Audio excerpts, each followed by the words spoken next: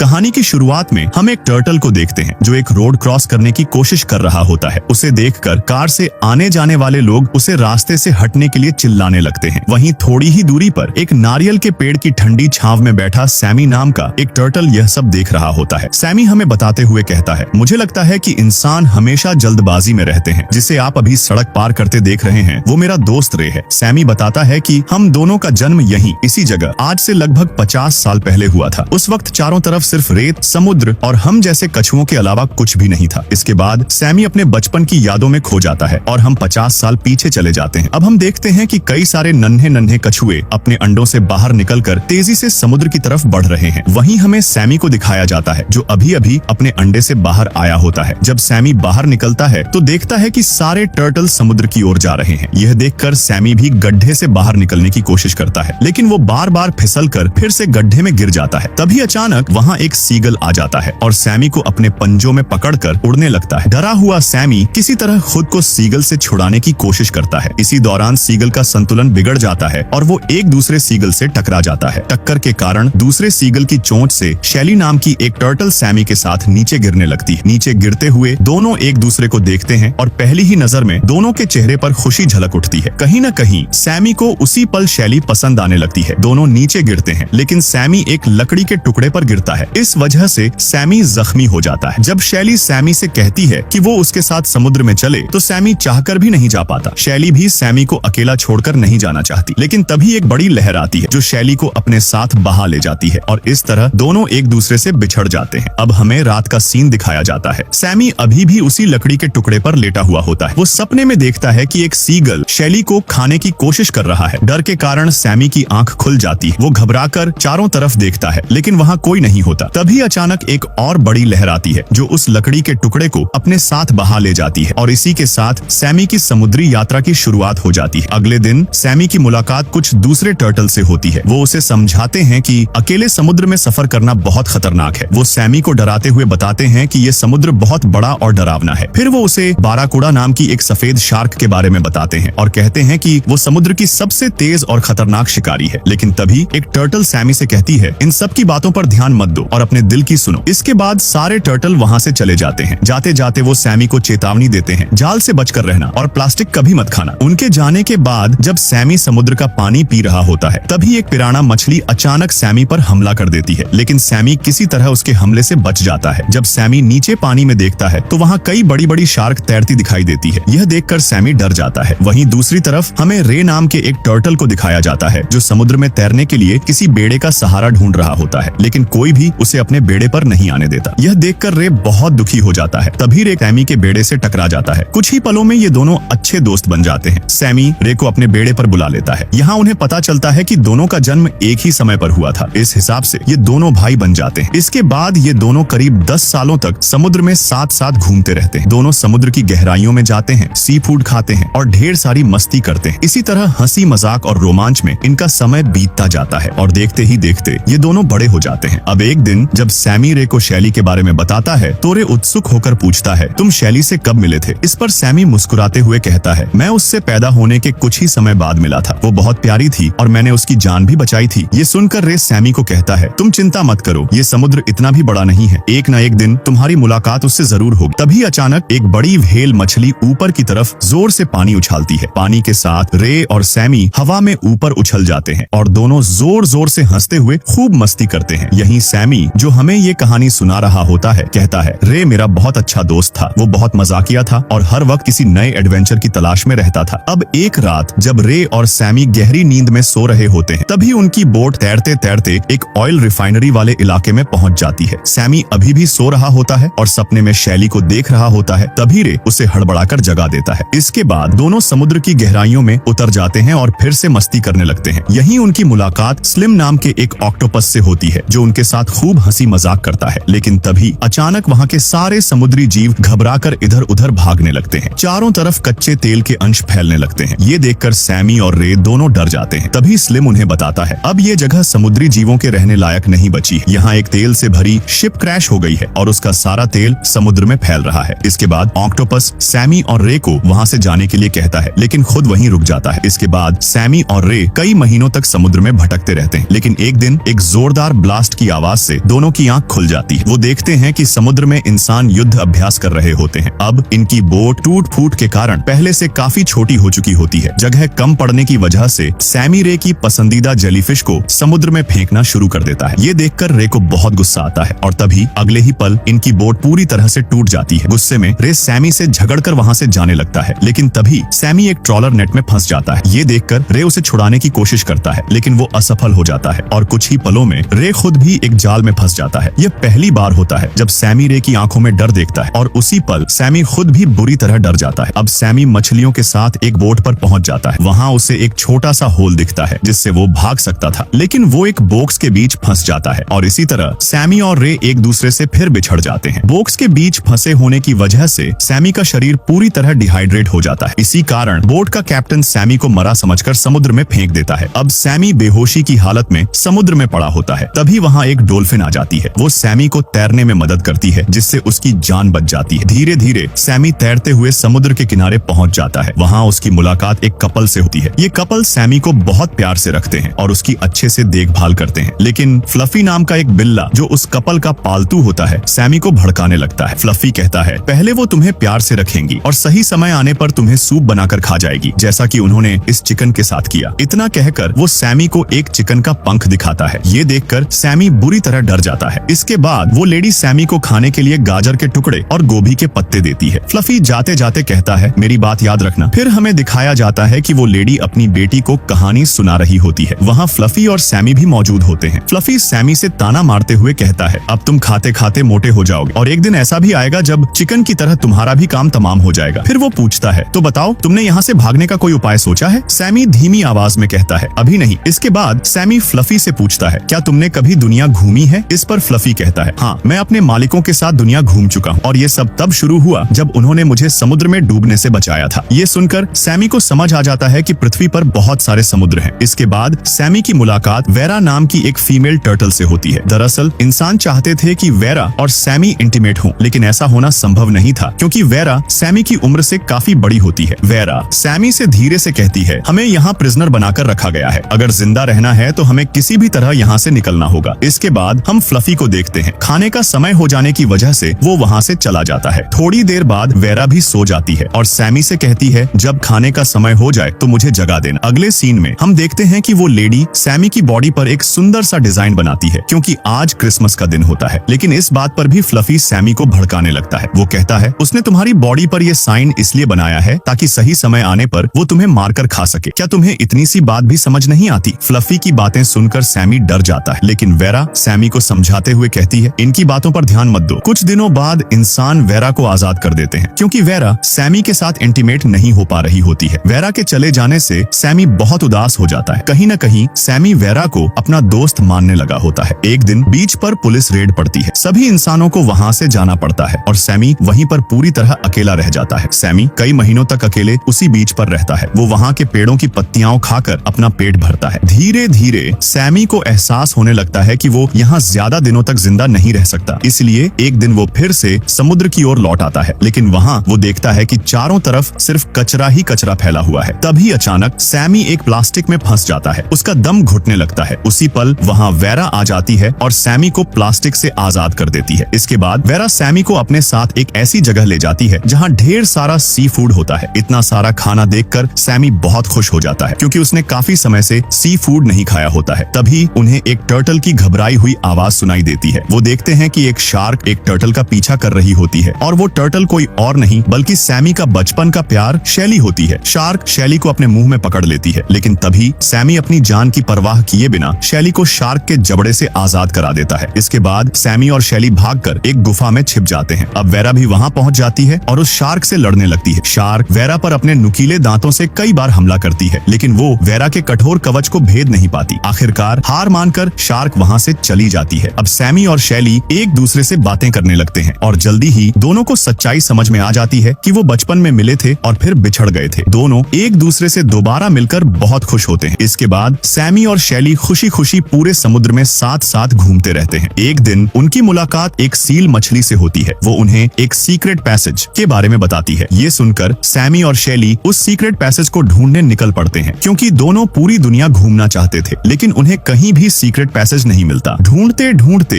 एक दिन दोनों एक नदी में पहुंच जाते हैं, जहां उन्हें सांप और मगरमच्छ जैसे खतरनाक जीवों का सामना करना पड़ता है, लेकिन किसी तरह दोनों बचते हुए आगे बढ़ते रहते हैं। तभी अचानक पिराना मछलियां उन्हें चारों तरफ से घेर लेती है, लेकिन उसी समय वहां एक ईगल आ जाता है। ईगल को देखकर पिराना मछलियां डरकर वहां से भाग जाती है, लेकिन वही ईगल सैमी को अपने पंजों में दबोचकर अपने घोंसले में ले जाता है। ये देखकर शैली पूरी तरह घबरा जाती है, लेकिन इससे पहले कि ईगल सैमी को कोई नुकसान पहुंचा पाता, इंसान उस पेड़ को काटने लगते हैं। डर के मारे ईगल अपने बच्चों को लेकर वहां से उड़ जाता है और पेड़ गिरने की वजह से सैमी वापस नदी में आ गिरता है। सैमी को दोबारा पाकर शैली बेहद खुश हो जाती है। इसके बाद शैली सैमी से कहती है, मुझे लगता है सीक्रेट पैसेज ढूंढने का आइडिया बहुत बेकार है। इस पर सैमी कहता है, जब मैं ईगल के घोंसले में था तो मैंने एक शिप को एक ओशन से दूसरे ओशन में जाते हुए देखा था। मुझे लगता है वही असली सीक्रेट पैसेज है। इसके बाद सैमी और शैली उस नहर की तरफ निकल पड़ते हैं, जहां शिप नदी से समुद्र में एंटर करती है, लेकिन वहां पहुंचते ही शिप के चलने से बनी तेज और शक्तिशाली लहरों की वजह से सैमी और शैली एक दूसरे से फिर बिछड़ जाते हैं। शैली से बिछड़ने के बाद सैमी बहुत उदास रहने लगता है। वो जहां भी जाता है उसे हर तरफ शैली की ही याद आती रहती है। एक दिन सैमी की मुलाकात दो बूढ़े टर्टल से होती है। वो सैमी को एक ऐसे टर्टल के बारे में बताते हैं जिसकी बॉडी पर शार्क के काटने का गहरा निशान होता है। ये सुनते ही सैमी समझ जाता है कि वो दोनों शैली के बारे में ही बात कर रहे हैं। इसका मतलब साफ था, शैली अभी भी जिंदा है। ये जानकर सैमी के अंदर नई उम्मीद जाग उठती है और वो तुरंत शैली की खोज में निकल पड़ता है। कई दिनों के लंबे सफर के बाद सैमी को एक समुद्री जहाज दिखाई देता है। वो जहाज समुद्र में कुछ वेस्ट सामान फेंक रहा होता है। जब जहाज से एक छोटा सा बॉक्स समुद्र में गिराया जाता है तो सैमी उस पर सवार हो जाता है और इस तरह सैमी को सफर तय करने के लिए एक अच्छा साधन मिल जाता है। कुछ समय बाद सैमी की मुलाकात एक सीगल बर्ड से होती है। सैमी उस सीगल बर्ड से शैली के बारे में पूछता है। इस पर सीगल बर्ड कहता है, कुछ दिनों पहले मुझे एक फीमेल टर्टल मिली थी। वो मुझसे कह रही थी कि उसे बर्फ के महासागर में जाना है और वो अक्सर किसी सीक्रेट पैसेज के बारे में बात किया करती थी। ये सुनकर सैमी समझ जाता है कि वो टर्टल और कोई नहीं बल्कि शैली ही थी। इसके बाद सैमी भी बर्फ के महासागर की ओर निकल पड़ता है। कई दिनों की कठिन यात्रा के बाद सैमी अंटार्कटिका पहुंच जाता है। यहाँ चारों तरफ सिर्फ बर्फ ही बर्फ होती है। इस ठंड में सैमी को बहुत तकलीफों का सामना करना पड़ता है। तभी सैमी की मुलाकात एक बड़ी सी व्हेल मछली से होती है। व्हेल सैमी से कहती है, तुम बहुत दूर से आए लगते हो और तुम किस चीज पर सवार हो? इस पर सैमी जवाब देता है, मैं इंसानों द्वारा फेंके गए एक बॉक्स पर सवार हूँ। इसके बाद सैमी व्हेल से कहता है, मैं जानता हूँ कि मैं अपने घर से बहुत दूर आ गया हूँ। मुझे बहुत ठंड लग रही है, लेकिन मुझे लगता है कि आप मेरी मदद कर सकती हैं। तभी सैमी देखता है कि एक शिप से कुछ लोग व्हेल को पकड़ने के लिए कांटा फेंक रहे हैं, लेकिन इससे पहले कि वो कांटा व्हेल को लगता, सैमी उसे सतर्क कर देता है। व्हेल तुरंत वहाँ से बच निकलती है और वो कांटा सीधे आकर सैमी के बॉक्स में लग जाता है। इस तरह सैमी पकड़ा जाता है। इसके बाद वो लोग सैमी को पकड़कर शिप में ले आते हैं। वहाँ सैमी देखता है कि उसकी तरह और भी कई जीव कैद किए गए होते हैं। सैमी को एक केज में बंद कर दिया जाता है। तभी सैमी की नजर शैली पर पड़ती है। वो लोग शैली को बाहर ले जाने वाले होते हैं। ये देखकर सैमी किसी तरह अपने केज से बाहर निकलकर शैली को रोकने की कोशिश करता है, लेकिन गलती से सैमी से एक बोतल नीचे गिर जाती है। इस आवाज से एक इंसान सैमी को देख लेता है और वो सैमी को फिर से कैद कर देता है। अगले सीन में हम देखते हैं कि सैमी और एक और कछुए को ट्रॉली में ले जाया जा रहा होता है। इसके बाद सैमी को एक छोटे से पूल में बंद कर दिया जाता है। यहीं सैमी की मुलाकात फ्लफी से होती है। फ्लफी को देखकर सैमी बहुत खुश हो जाता है। वो फ्लफी से कहता है, मुझे यहाँ से बाहर निकलने में तुम्हारी मदद चाहिए। फ्लफी इसके लिए राजी हो जाता है। वो सैमी का दरवाजा खोलकर उसे आजाद करने की कोशिश करता है, लेकिन तभी वहाँ हेड डॉक्टर आ जाती है और वो कोई और नहीं बल्कि वही लेडी होती है जो सैमी को पहले बीच पर मिली थी। वो लेडी सैमी को पहचान लेती है और उसे आजाद कर देती है। आजाद होकर सैमी बहुत खुश हो जाता है। तभी कुछ टर्टल सैमी से मदद मांगते हैं। जब सैमी उनके साथ जाता है तो वो देखता है कि एक टर्टल जाल में फंसा होता है और वो टर्टल कोई और नहीं बल्कि सैमी का बचपन का दोस्त रे होता है। इतने दिनों बाद रे से मिलकर सैमी बेहद खुश हो जाता है। दोनों दोस्त एक दूसरे को देखकर भावुक हो जाते हैं। इसके बाद सैमी उन दो टर्टल्स की मदद से बहुत मुश्किल से रे को जाल से आजाद करा देता है और इसी के साथ दो पुराने दोस्त एक बार फिर एक साथ हो जाते हैं। रे आजाद होने के बाद बेहद खुश होता है। वो सैमी को अपनी वाइफ से मिलवाता है जिसका नाम रीटा होता है। रीटा से मिलकर सैमी को बहुत खुशी होती है, लेकिन कहीं न कहीं शैली से बिछड़ने का दर्द अब भी उसके दिल में जिंदा होता है। इसीलिए सैमी रे से अपने दिल की सारी बातें साफ साफ कह देता है। इसके बाद रे अपने बाकी दोस्तों के साथ मिलकर सैमी की मदद करने का फैसला करता है और सब मिलकर शैली को ढूंढना शुरू कर देते हैं। कुछ ही देर में सैमी की नजर शैली पर पड़ जाती है। शैली को देखते ही सैमी खुशी से भर जाता है, लेकिन तभी वो देखता है कि शैली किसी दूसरे टर्टल के साथ होती है। ये देखकर सैमी का दिल टूट जाता है। उसे लगता है कि शैली ने अब अपना पार्टनर चुन लिया है और उदास मन से वो चुपचाप वापस लौट आता है। सैमी को उदास उदास देखकर रे उससे उसकी उदासी की वजह पूछता है। तब सैमी रे को सब कुछ बता देता है कि शैली ने शायद अब अपना पार्टनर चुन लिया है। ये सुनकर रे को भी सैमी के लिए बहुत बुरा लगता है। वो सैमी को समझाते हुए कहता है, कोई बात नहीं दोस्त, यहाँ तो शैली से भी ज्यादा खूबसूरत टर्टल्स हैं। लेकिन सैमी का दिल अब भी भारी होता है। तभी अचानक वही टर्टल वहाँ आ जाता है जो शैली के साथ था और वो बाकी फीमेल टर्टल्स के साथ फ्लर्ट करने लगता है। ये देखकर सैमी को सच्चाई समझ में आ जाती है। उसे एहसास होता है कि इस टर्टल की आदत ही है हर फीमेल टर्टल के साथ फ्लर्ट करना है। इसका मतलब साफ था, शैली ने अभी तक अपना पार्टनर नहीं चुना है। ये जानकर सैमी की खुशी का ठिकाना नहीं रहता। अब वो उम्मीद से भर जाता है। इसके बाद सैमी अपने दोस्त रे के साथ मिलकर एक प्लान बनाता है। रे की दोस्त शार्क की मदद से वो शैली पर एक नकली हमला करवाता है और ठीक उसी समय सैमी आगे बढ़कर शैली को बचा लेता है। एक बार फिर सैमी शैली की नजरों में हीरो बन जाता है। इसके बाद सैमी शैली को प्रपोज करता है और शैली मुस्कुराते हुए हाँ कह देती है। इस तरह सैमी और शैली खुशी खुशी एक साथ रहने लगते हैं। अब हमें कई साल बाद का सीन दिखाया जाता है। सैमी अब ग्रैंडपा बन चुका होता है। वो अपने छोटे से पोते को घोंसले से बाहर निकलने में मदद करता है और प्यार से कहता है अब अपनी खुद की यात्रा शुरू करने का समय आ गया है। और इसी खूबसूरत पल के साथ ये मूवी एंड हो जाती है।